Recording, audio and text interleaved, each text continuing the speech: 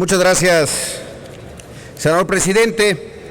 Compañeras y compañeros senadores, ya empezamos hoy a escuchar, y seguramente en la discusión en lo general seguiremos escuchando, felicitaciones a los cambios que elaboraron los diputados a este dictamen. Y lo creo así porque así ocurrió en las comisiones.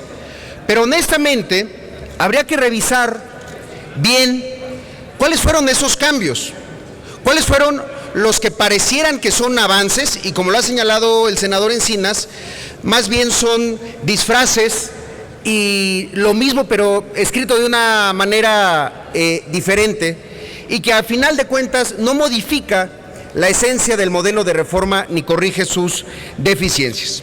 Los cambios hechos especialmente en la Ley de Hidrocarburos y la Ley de Industria Eléctrica ratifican los mismos errores sobre el problema social que significará la ocupación territorial.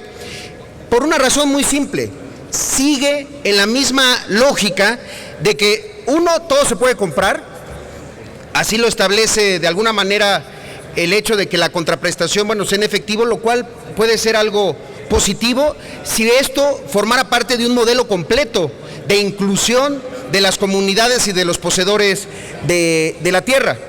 Pero también se le da un valor muy bajo a los valores culturales, al apego a la tierra, a la identidad de las comunidades con su entorno.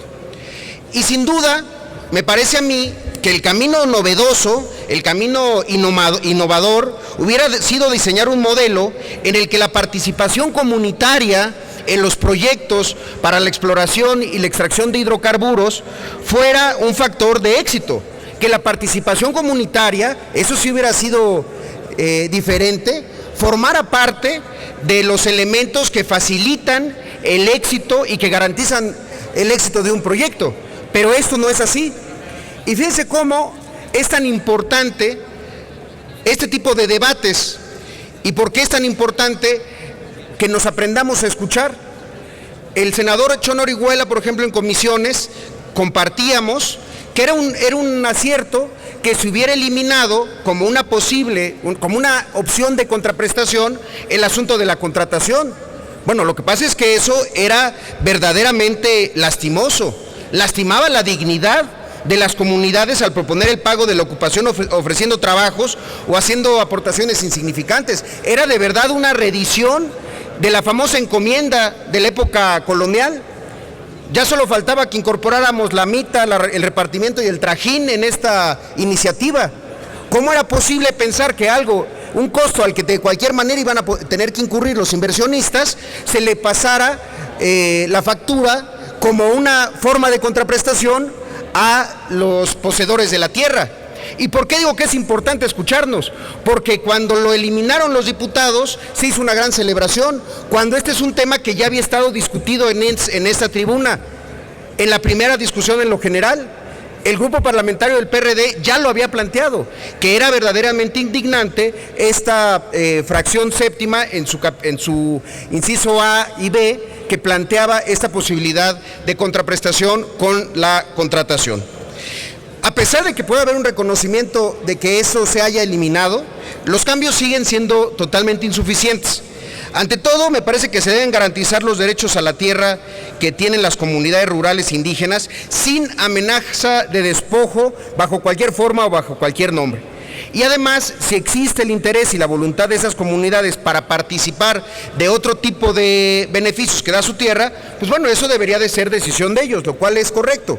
Pero veamos cómo viene la redacción, porque de verdad ahí sí hay un elemento que ni se puede felicitar a los diputados y al contrario, deberíamos de intentar salvar la posibilidad de generar este nuevo modelo de inclusión para asociaciones público-privados y también comunitarias.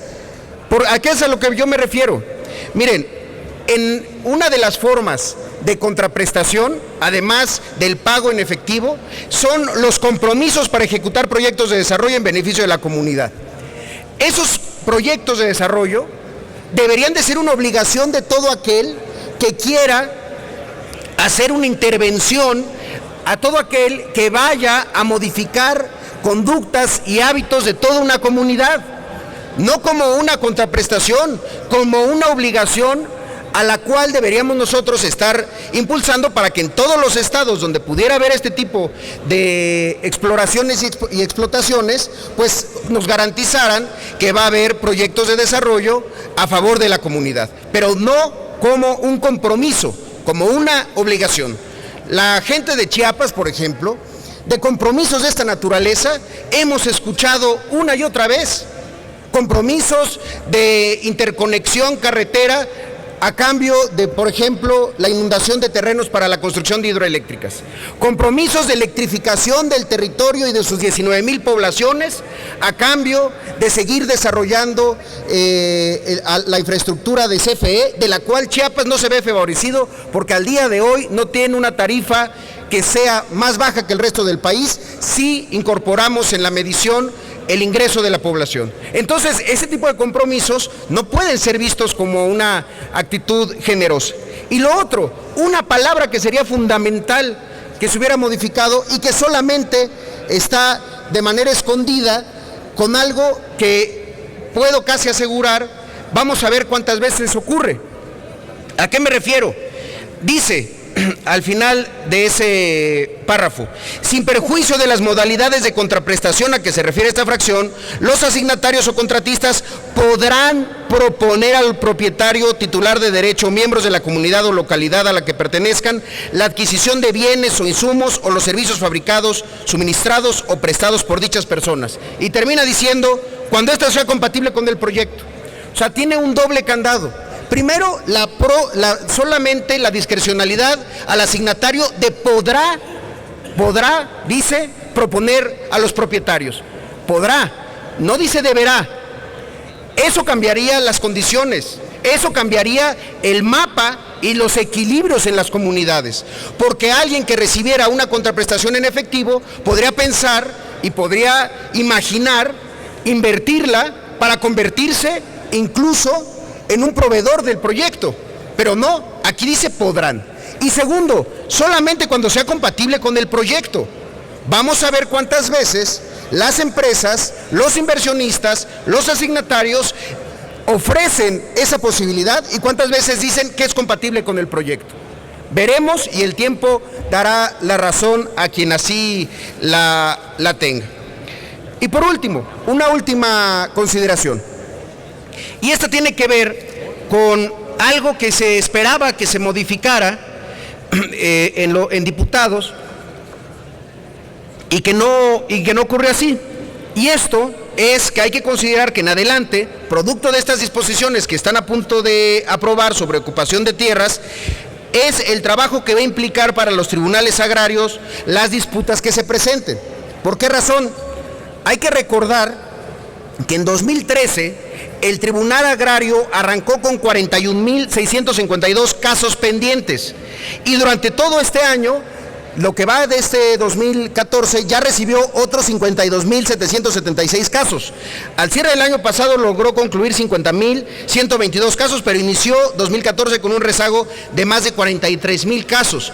A esa es a la institución, a esa es a la instancia a la cual le vamos a dar los expedientes y los casos cuando no se logre un arreglo entre los asignatarios y los propietarios de la tierra. ¿Cuándo van a resolverse? Esa es la pregunta. Actualmente el Tribunal Agrario recibe diariamente un promedio de 150 expedientes y arrastran rezagos en la mitad de los asuntos que atienden, y ahora pues decidimos en un diseño institucional de verdad muy deficiente, asignarles una carga adicional, ¿por qué no? Y que ellos terminen resolviendo. ¿Cuándo se van a resolver estos casos? ¿Cómo se va a atender esta presión de resolución de conflictos en una entidad que hoy no es eficiente? Los juicios agrarios pueden prolongarse, ustedes lo saben, por décadas muchas veces, debido a los innumerables recursos que las partes tienen derecho a interponer y además a su carácter de derecho social que no otorga igualdad de condiciones a las partes, ya que hay un tratamiento asimétrico respecto a los ejidatarios. Esto seguramente ustedes, como representantes de las entidades, saben que es un tema muy sentido, saben y cuántas veces no han llegado ejidatarios a intentar que sea la vía de un senador de la República o de un diputado quien pueda poner y agilizar, o por lo menos intentar gestionar que un asunto que lleva décadas se pueda resolver. Bueno, aquí simplemente les vamos a dar una carga adicional. Por eso, compañeras y compañeros, me parece que estamos dejando de lado el desarrollo comunitario de zonas muy necesitadas, y todo solamente para favorecer a inversionistas e intereses particulares. Se está dejando de lado de la oportunidad de crear un nuevo modelo de asociaciones público-privadas o sociales, o privadas y sociales, con una nueva forma de favorecer y entender la incorporación y entender un modelo inclusivo y no extractivo solamente, no rentista ni de corto plazo, para el futuro de nuestra nación. El veto social es una realidad en nuestro país. Los que son representantes de estados como Guerrero, con el caso de La Parota, de San Luis Potosí, con el caso de Huiricuta, de Tepoztlán, de Morelos, con el caso del Club de Golf de Tepoztlán, saben cuál es el poder del veto social ante proyectos que no son socialmente aceptados. La opinión pública ya ha rechazado esta reforma energética, y ahora solo estamos poniendo la mesa para que el veto social sea lo que impere en todos los rincones de nuestro país. Sin respaldo social, el veto social surgirá inevitablemente. Sin un diseño inclusivo para las comunidades y los propietarios de la tierra, el veto social va a ser el pan de todos los días de los gobiernos municipales, estatales y del gobierno federal. Por eso, hoy hay que entender que cada sociedad funciona gracias al conjunto de reglas económicas y políticas que crean los legisladores, y que hoy estas reglas solamente van a abonar a que la ingobernabilidad y el veto social sean el tema que se discuta durante años antes de poder empezar a ver un solo peso para los mexicanos a partir de esta reforma energética. Muchas gracias, es cuanto, señor presidente. Gracias.